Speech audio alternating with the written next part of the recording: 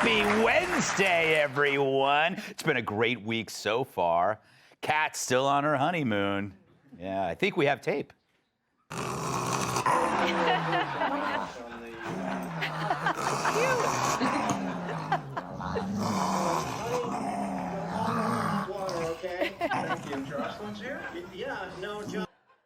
At least we know they're still alive. But even though Kat's not back, look who is. Yes, another blonde psychopath. Oh, she's not that bad. Okay, she is. You know, I bet she was the Secretary of State. You know, I was the Secretary of State. I spent, many days on airplanes flying from place to place, encouraging people to have a real democracy. And one of the hallmarks of a real democracy is the peaceful transfer of power. Yeah, well, you know what else is a hallmark of democracy? A free and fair election, and the right to bitch about it if you didn't think it was just that. You know, kind of like you did, you old gas bag in sensible shoes. And Hillary, you remember Libya's peaceful transfer of power, right?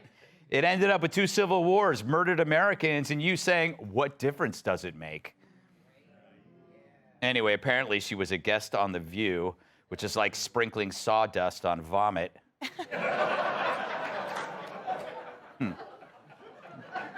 I don't even know what that means, really. If that's a good thing, it could be. But I wonder if she would not be honest if she didn't say there was a seditious conspiracy against the government of the United States. I would not be honest if I didn't say I think there was a seditious conspiracy against the government of the United States, and that's a crime. Led by Donald Trump. Led by Donald Trump, encouraged by Donald Trump. Yeah. You know, she had a point when she said, I would not be honest. But it's really just collective amnesia, and everyone's playing along, except for our very own dumb son of a bitch, Peter Doocy. Take it away, Peter. You tweeted in 2016 I knew this Trump was coming. stole an election. I was waiting, Peter, when you were going to ask me that question. She was waiting for it, yet was still shockingly unprepared for it. Poor KGP. She checked every box for the job except competence. Well, at least Peter asked the question that no one else in the media dared to ask, since it would destroy their anti-Trump narratives. Remember, questioning elections is an insurrection, unless you're a Democrat. But it's about motivating the base to vote through fear. That's why the Biden speech last week was so dark and angry. In case you forgot, here's a clip.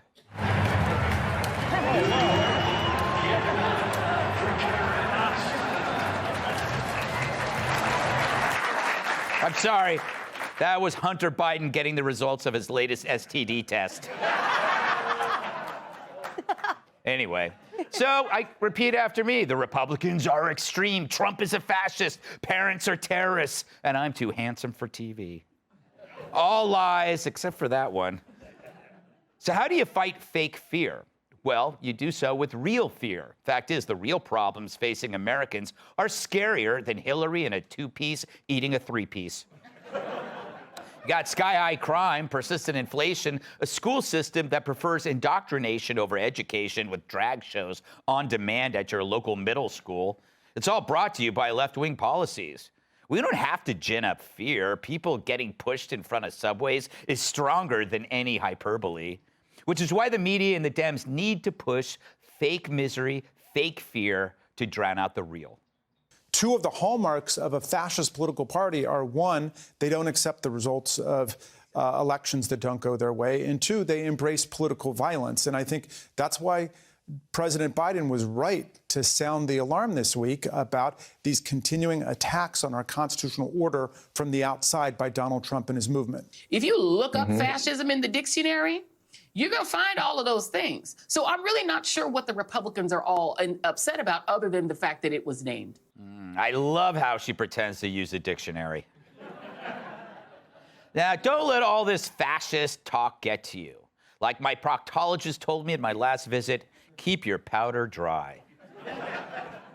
It's just a sign of desperation.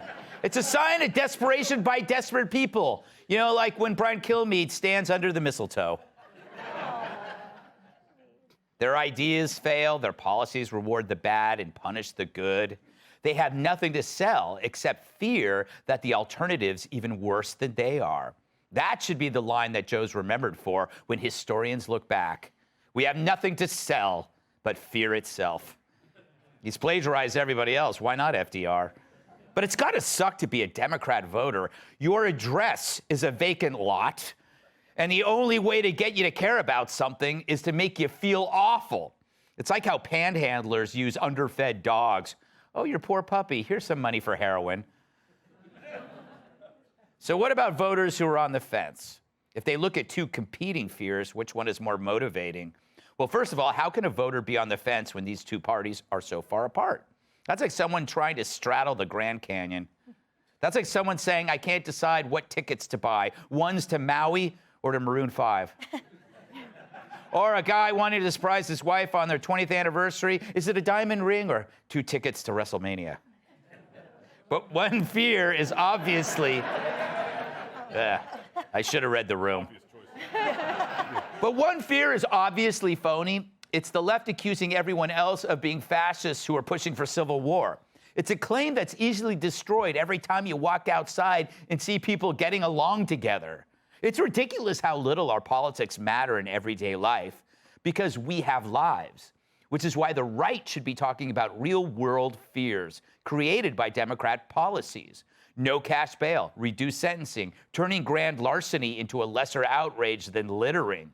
Those are real concerns. But who's the best at pushing it? Well, the Dems are lucky. They can push their fears and the media's on board.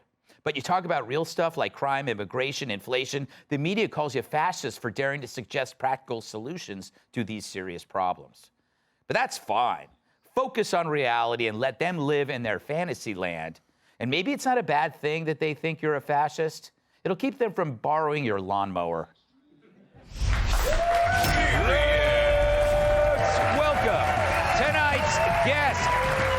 She has 2 more awards for women in journalism than I do. Anchor of The Story, Martha McCallum. He's Mr. Clean on the outside and Perry Mason on the inside. Former acting Attorney General Matt Whitaker. She's the only lawyer that commutes by cartwheel. Outnumbered co-host Emily Campagno. And it's a good thing for him that he doesn't suffer from altitude sickness. My massive sidekick in the NWA World Television Champion, Tyrus.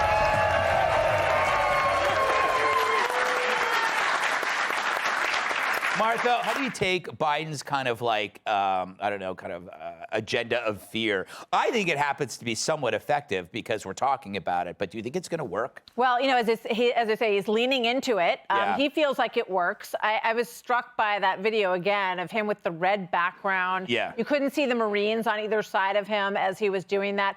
It's a very strange, he's very pale in that video. It's a very, very odd image. Mm-hmm. And I think you make a great point about what they are not talking about, which is the horrific scenes of crime. Mm-hmm. You know, you could throw a stick out and you could find a million videos of horrific things that are happening to people. People being, you know, cold cocked in the subway and hitting their head and ending up in the hospital.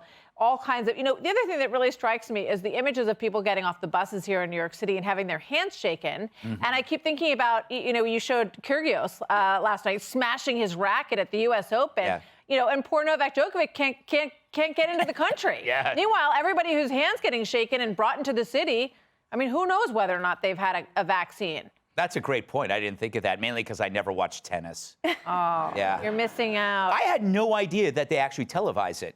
You know, because, I mean, I understand. Sorry? I understand pickleball completely, but tennis. Oh my God! No one understands pickleball completely. Let's be honest. Tennis is just basically a ripoff of pickleball.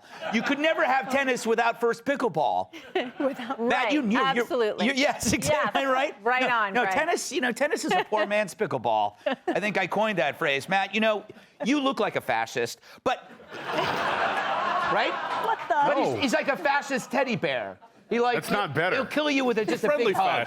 He offered me a hug before we were walking in here. Right. It was very nice. What is? How do you feel about you? There's a group of people who probably think that you're a fascist because you know you're a Republican and You know, because I stood for the rule of law. Yes. Because I do the right thing for the right reason. All the, those, because I want less crime, because I worried about wearing this watch in New York City today for fear of motorcycles running up and ripping it off my arm. I would love to see somebody try to mug you, though. That would be funny. But it's serious. I mean, coming to New York City it's thrilling, but for the wrong reasons. Yes. Because you get the tingle that maybe, hasn't happened since Barack Obama was elected. Yeah. But, it's a fear tingle and not... I get that a lot after well, anyway. The fear tingle. I think we've all had the fear tingle. But did you see Hillary Clinton in that same interview? It's a friendly media. She never comes to the difficult question like Martha would do. Yeah. And so she was able to say, "Oh, Jim Comey said I didn't have any classified information after the fact." It's like, no, he didn't. Yeah. I mean, she just made this story up, but now she said it. Nobody's challenged it, and so it's out there. I tried to look for that, and I just assumed, well, she said it, so it must have happened. No. But it didn't happen. So that's crazy. See, Emily? Wow, you were tan. Hi. Yeah. Where were you? Greece and then the Jersey Shore. Oh, wow. Both of them paradise. Fantastic. What do you want to talk about? You want to talk about Hillary or fear? Well, both, because I think you just hit the nail on the head when you said, oh, I assumed it was true when I heard her say that. And the biggest thing that strikes me, in addition to the blatant hypocrisy from the left, is the gaslighting, the sheer gaslighting that keeps coming out of mouthpieces of this administration. So, Hillary, it's okay for her to have classified emails on her server, but God forbid if former President Trump has something of the like in his situation that they're currently undergoing, whatever.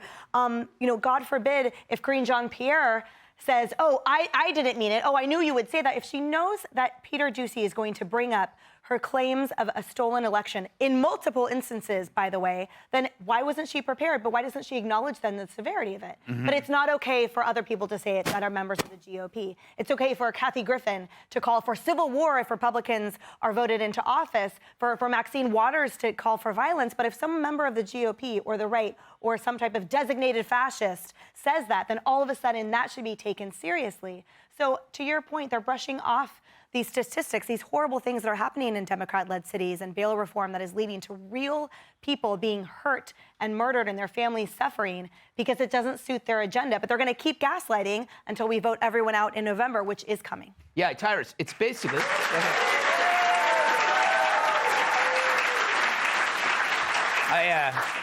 I'm always touched when they applaud my questions. You didn't even ask it yet. I mean, that's good. I know. But the anticipation, they often have to control their nerves by clapping. Yes. Anyway. Rare skill. Yes. Tyrus, though, what we're seeing is this imagined war and then like real struggles. What advice would you give the Republicans? It seems like they're not picking up on this. My advice would be just kind of sit there. Yeah. Go, because they're obviously shifts right in this screenplay, and it's not going to get picked up. Yes. They continue to live in fake fear worlds, and it's almost entertaining, the fact that he would go to that much trouble. There was a team to put that together. Yeah. Apparently they had to watch a Star Wars marathon the night before. And the only thing he didn't say was like the windmills will be fully operational. It's just they live in that exterior we always talk about, and they stay there because you can pick and pull, and if you call them on it, they just change it. Why wasn't she prepared? In the first world, you don't have to be prepared. Right. Anytime you ask a question, you can just answer with another question. So that's what drives us crazy. What we need to stay focused on is voting them out, because let's be fair. If they wanted a civil war, I think the Republicans are the wrong ones to call it on. Yeah. For one, we're not going to burn down our own city first. Point. And by the time you guys try to figure out how to work the little guns you were trying to get rid of. Yes. Right. Fair point.